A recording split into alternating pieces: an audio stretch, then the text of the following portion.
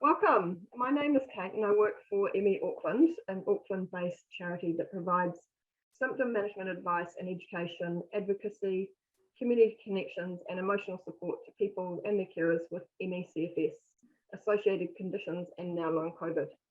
We aim to improve the lives of those with ME CFS and their families by providing accessible support not otherwise available through the public health system. And with your help, we can we can raise more awareness about this debilitating condition and help people with ME CFS and Long Covid to get the help they need to live their most fulfilling life. Just briefly, ME stands for myalgic encephalomyelitis, and it's commonly known as chronic fatigue syndrome, or abbreviated ME CFS. ME is a complex, chronic, multi-system physical disease that affects over 20,000 New Zealanders and over 6,000 Aucklanders, and it's classed by the World Health Organization as a neurological condition. These interviews aim to give an insight into the invisibility and isolation this illness causes. So today we have Michelle, and I'm really delighted to welcome you today, Michelle. Hi, thanks, Kate. I understand that you were diagnosed a number of years ago with ME. Can you tell us about that and what triggered your ME? Yeah, thanks for inviting me. I appreciate it. I was diagnosed in 2017, which is 5 years ago now. It was almost like that perfect storm. I was working really long hours in a new career. I'd retrained. It was the first year I was a single parent. First year I was, had a mortgage on my own. And I started the year very, very tired and stressed from a marriage breakup. I got a really bad virus that I never felt like I really recovered from. And then I started not being able to sleep well. I started having anxiety attacks, which was really out of character. And it was a really scary time because my body just wasn't cooperating. It was just getting tighter and tighter, and I was still trying to hold everything together, my job, parenting, until my body just finally stopped. Like I turned up to work and I couldn't do it, and I had to go home. And so I had been seeing my GP, my medical doctor, and a naturopath at the time, and neither of them had picked up what was happening.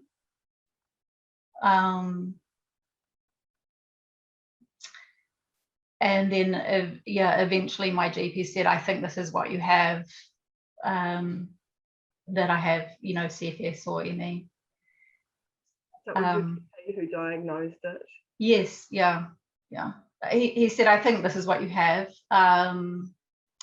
You just need to go home and you need to stop work and rest. And in my head, that was just terrible, because it was like, I have to work. I was a primary school teacher. I felt really responsible for the kids at school.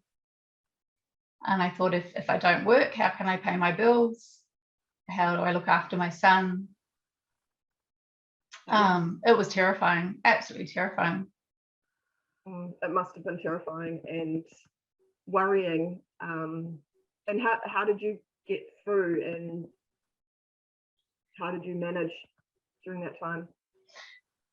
I was really lucky that I have a really supportive sister. My parents have passed on, so who lives nearby. So I actually, my son and I and our pets all moved in with her and her husband for at least 2 months, and so they could cook the meals and I could just completely stop and rest. And even that was really hard for me. I kind of realized I was quite independently minded, that she convinced me to come. and that way I could kind of get back on my feet to come back home and live independently. But I haven't worked since. I have been doing a part-time job since last year for a few hours, but it's only like tiny, like 5 hours a week. And that's all I can manage. It must feel great to be able to do something at least and have made some progress in the last 5 years. Yeah, well, it's yes, yeah, it does feel good. It's definitely nice. I really miss the connection with working with other people. I really enjoy teamwork. Yeah, and doing, yeah, just feeling like you're doing something rather than just being home alone and completely isolated. So it's been really good for me. Mm-hmm. So what are your major symptoms with ME now? Because it's obviously something that hasn't gone away. Yeah. For me, the absolute worst symptom is the fatigue, and I find what most people don't understand about fatigue is that there's different kinds of fatigue. Like everybody gets tired. Everybody, you know, like most people, I mean, a lot of people who are working, you know, they'll say, of course I'm tired at the end of the week. Everyone's tired. But this is different from needing to sleep. This is different from a tired from, you know, doing a day's work. This is the kind of, it's such a deep disabling fatigue that you cannot recover from by just resting. And when it goes on and on and on, to start with, it was really scary. And I get headaches as well, and brain fog. So when the fatigue is bad, it affects your cognitive processing. And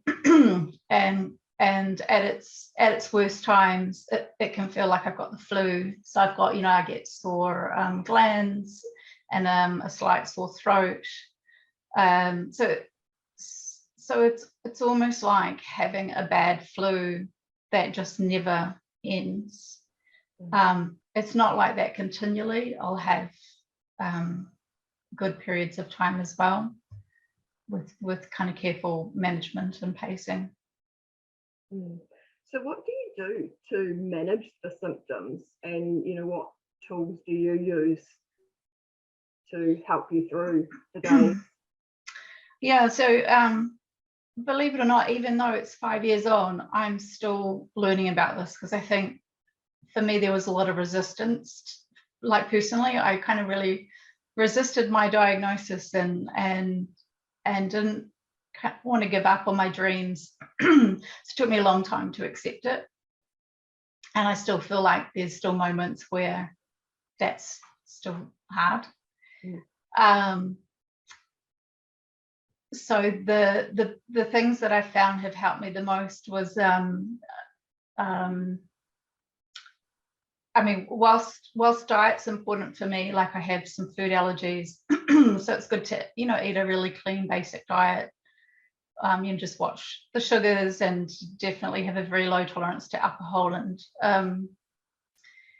the biggest thing for me is pacing, and pacing means that for me, it means I bookend activities. So even before we did this interview, I was resting, and after this interview, I will rest again before I do the next thing. And to be aware that whether it's social or cognitive or physical or emotional, these all take energy. And I only have some people talk about like spoons of energy, or like a battery. I only have so many, say, spoons of energy each day, and once they're used up, I need to stop and rest. Otherwise, if I keep pushing myself, I'll make myself worse again. And and make the illness worse. And the resting means really stopping and trying to practice, I suppose, mindfulness, like meditation type stuff.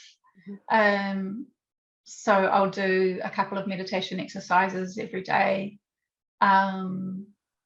If I use, say, TV as a relaxation, I'll be really mindful of what I'm watching to make sure it's not emotionally challenging or something I might feel more passionate about. Like a documentary type thing. I'm starting to run out. Oh, God.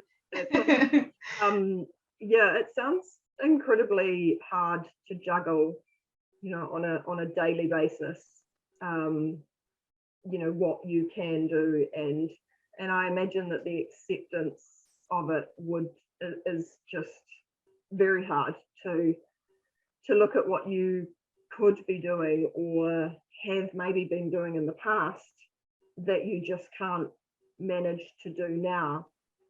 So what was life like before you had ME in comparison to what it's like now?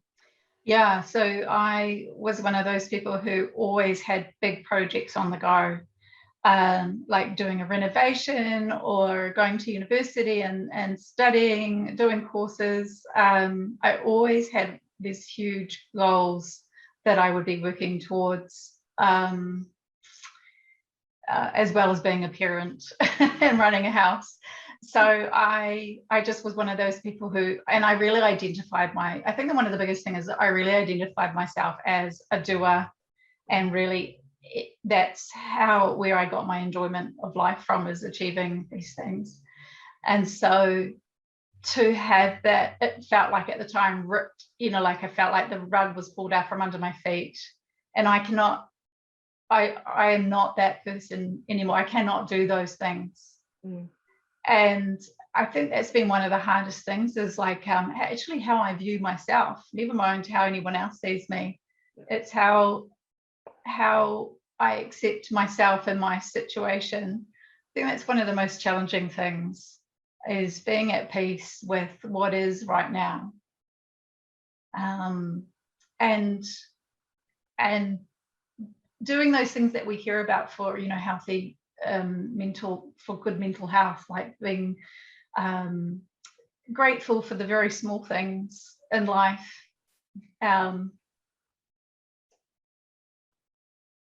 doing things that I can do on a very small scale that bring me pleasure, and accepting that that's enough for right now. Yeah. And looking at those as achievements. Absolutely. Yeah. Yes. So a daily exercise is I do a very small amount of journaling, which I've fought doing as well over time. So, if I'm having a really shitty day, I don't necessarily do it, and I don't give myself a hard time for not doing it. But I try and say, and I start the sentence with, I celebrate that today I list some of the things I've done. And for a normal healthy person, they'll be like, yeah, that's no big deal that I got, dinner on the table, and or got the grocery shopping ordered, or picked up my kids from school, or whatever it is. But for me, I take that as a little celebration, because that's better than my worst days when I was in bed and couldn't get up. And I suppose it's like it evoke to really feel the gratitude that I'm able to do those things as well. And I know it might sound awful, but to kind of go, there's always somebody worse off. Mm-hmm. And so I'm really grateful for the health I do have. Yep. And that's the most sanest way I can kind of cope with this illness, is to do things like that. And I also always try to write down 3 things I'm grateful for. And they will be just little things like that.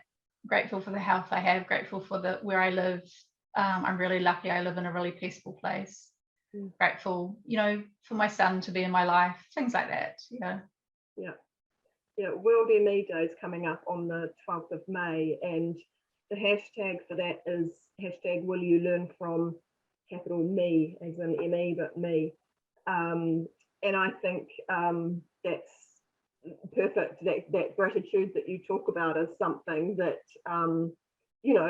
a lot of people could learn from people with ME. I think they've been through so much that there's a different way of looking at life and a different way of thinking about things that is maybe not on the radar of other people.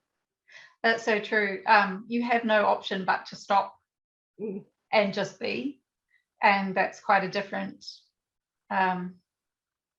for our busy, especially our Western society, that's quite a different approach. Yeah, we don't get much time to be rather than do. Yeah, exactly. I mean, our society celebrates doing and achievements. We don't celebrate just stopping and being. I'm still hopeful that I might recover one day, but I know that I will always incorporate everyday times of just being still. I think that's really important for mental health and absolutely, and physical health. Absolutely, yeah, definitely. So you are a member of ME Auckland. What made you join ME Auckland? I was looking for local support. So I did some Googling and came across ME support, and saw that they were based in Auckland, which was nice. That's where I am in New Zealand, and joined their Facebook group, which was really easy. It was just sending in a request and joined pretty quick, and it's meant a lot to me just to have other people in the same situation as me. It makes you feel less alone. I mean, it's a very isolating illness. I'm at home a lot by myself. I have shared care with my son, so he's only with me half the time. And so sometimes, if I'm having a bad day, just jumping online and seeing other people in the same situation as me is just comforting. Picking up tips on how to help myself. Everyone's really great at sharing on their things that are helping them.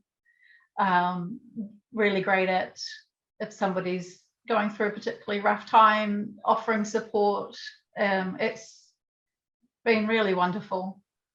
And then also realizing through that there's a support worker that we can contact as well. And I've had a few conversations with her on the phone. And that's been really nice too, to have somebody that's got a lot of knowledge about this illness, like definitely more than the GP. To have somebody like that for support has been just nice. Really good. Felt very heard and held. That's fantastic. What gives you hope? Whew.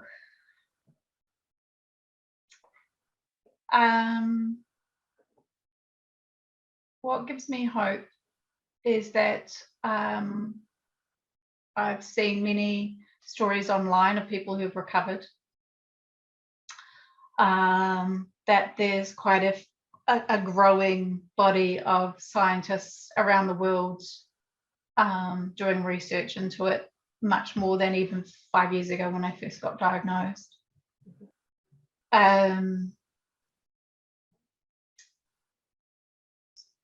So those two things in particular, I guess, give me hope that I might be able to recover as well. I think I kind of hold it in two different ways. One is I hope I can recover, and the other aspect is still working on being at peace and accepting my situation as is, just in case, because if I don't recover, I don't want to be a mess about it either. Yeah. It makes sense. It makes sense. And you know, recovery is not a click of the fingers type situation anyway. No. The changes that somebody might make are so incremental that they happen over years. They don't happen over days or months. Yeah. So, you know, you're building towards something, and you have to look back from one year and to the one before and go, well, actually, things are a bit different. You know, Yeah. I don't have this symptom as much now, and so yeah, and see how it evolves over time. Yeah, and I think that's why there's not. I think that's why at the moment still there's so few people that recover, because it is like you got to stay in it for the long term. It requires a lot of self-discipline to stick with pacing. Not a strength of mine. Still learning about that. And it's a complicated disease. You can't just go, okay, I'm only doing pacing and that's the only thing I'm going to do. You know, I still have to be careful about my diet. I still have to be careful about mental health, I suppose, like how I'm thinking and approaching life. It's a multi-dimensional thing to look at and get over. Absolutely. Yeah, absolutely. Cool. Well, thank you so much for your time. Is there anything else you want to add before we sign off? I wasn't expecting that question. You can just say no. We edit that question. I